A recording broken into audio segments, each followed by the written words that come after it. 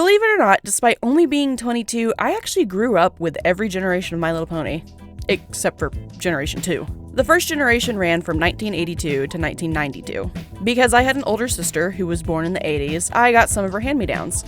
Out of these, I just so happened to get one of my favorite movies from childhood, My Little Pony: End of Flutter Valley. I'm pretty sure I had it on DVD and I watched it constantly. The opening song, by the way, kind of a banger.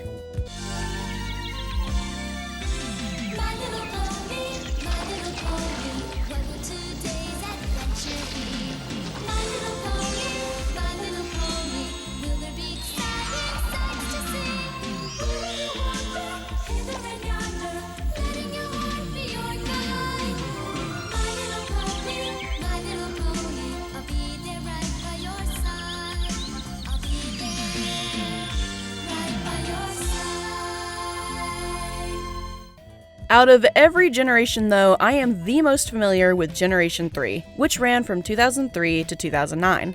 I had the most books, movies, and toys from this generation. My favorite character was Star Song. I didn't actually know anything about the fourth generation until a cousin told me about it, and when she did, we had an argument about whether Rainbow Dash was an Earth Pony or a Pegasus. Once I sat down and watched it at 10 years old, I didn't want to admit to liking it since they changed a lot out of Generation 3, but I did come around to it. I was able to watch a lot of the series when I hit 16 because I was babysitting a lot at that age, and the kids just really liked My Little Pony. Generation 4 is the one everyone tends to think of now since it gained a huge popularity, and even started an uprising of adults comfortably admitting to liking a kids show. With all that popularity came a spin-off movie, like Equestria Girls. There are 4 total movies and even a series for these human counterparts. I have to admit, I actually kind of enjoyed the short series. The first movie came out in 2013. I remember the hype circulating online, and I also remember the disappointment when the character designs were revealed. I was one of these people who were not satisfied with the designs, so here I am 9 years later, ready to redesign the main 6, plus Sunset Shimmer. A couple of things.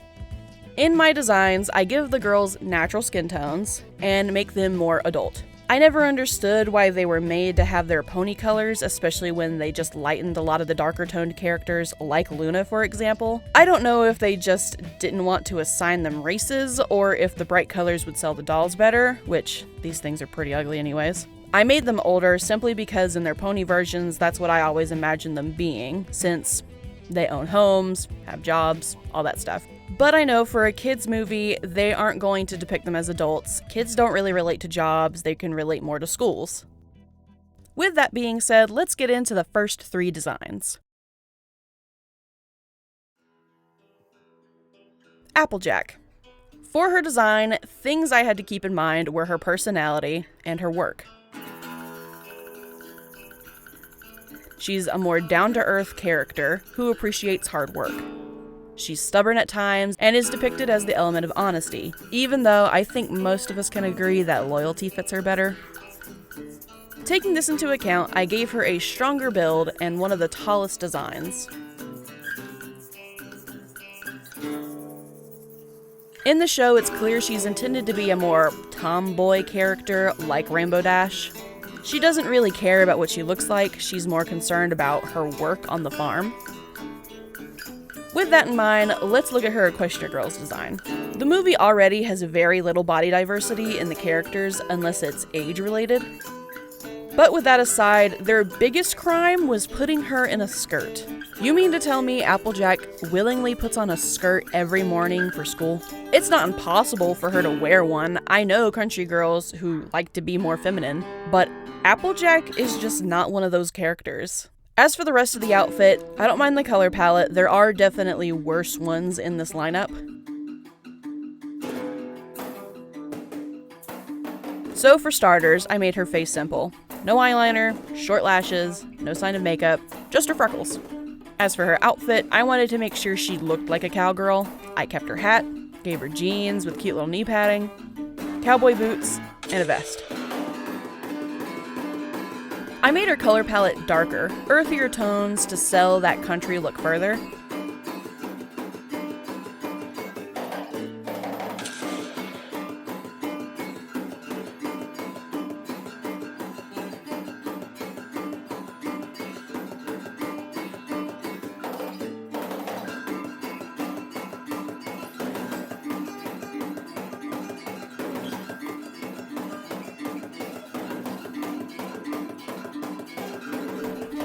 As for headcanons, she absolutely has a farmer's tan, how could she not? And as for relationships, she is the most rational character out of the bunch, in my opinion, which makes her the perfect girlfriend for Rarity. It is my design, so I get to pick the ships. I just like the idea that Rarity dresses her up and uses her as a model every chance she gets.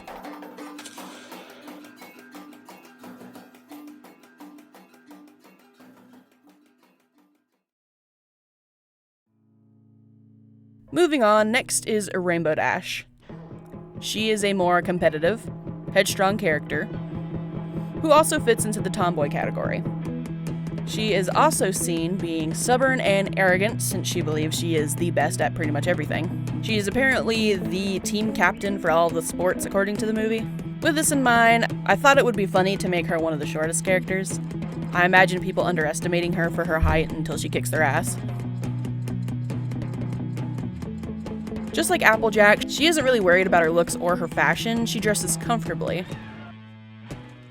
I know it's popular to make her dress like Adam Sandler, which I love, so I kinda went that direction.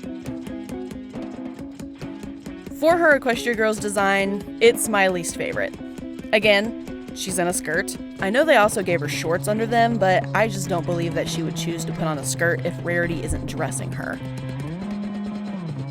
She has a lot of blue in her design, which isn't doing this look many favors, especially since her skin is already blue.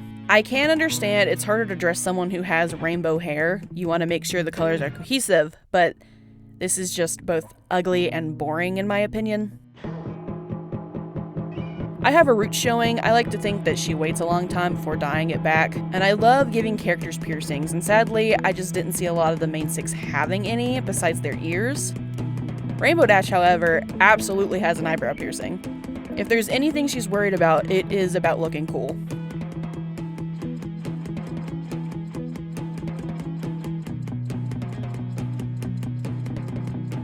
I also gave her a silver necklace. It's a matching one to Pinky since I'm a Pinky Dash shipper, and have been since the 5th episode of the first season.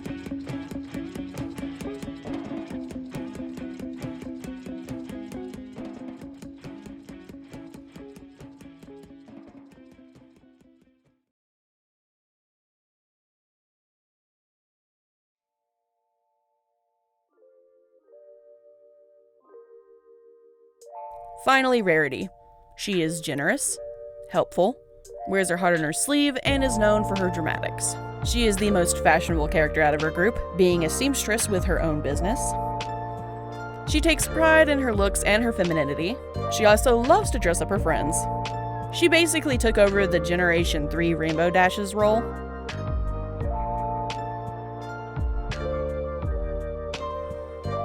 Her Equestria Girls design is fine.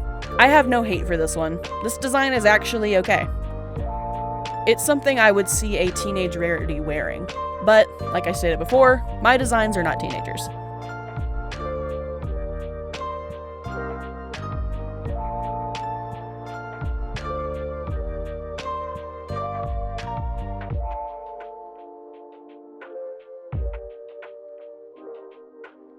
I took extra care in Rarity's design. I wanted it to be glamorous, striking, eye-catching. I gave her long eyelashes, lipstick. I also made her just a tad bit shorter than Applejack. And I decided to give her a pear body shape. I gave her a slim-fitted dress with, I think they're called bell sleeves, that gives a color-shifting effect to this royal blue color. I also incorporated the pattern from Rarity's fabric in Rarity Takes Manhattan to give these dresses a designer look and pay homage to the show. And since the dress is the focal point in her design, I kept her shoes simple by making them white with a subtle sparkle to them.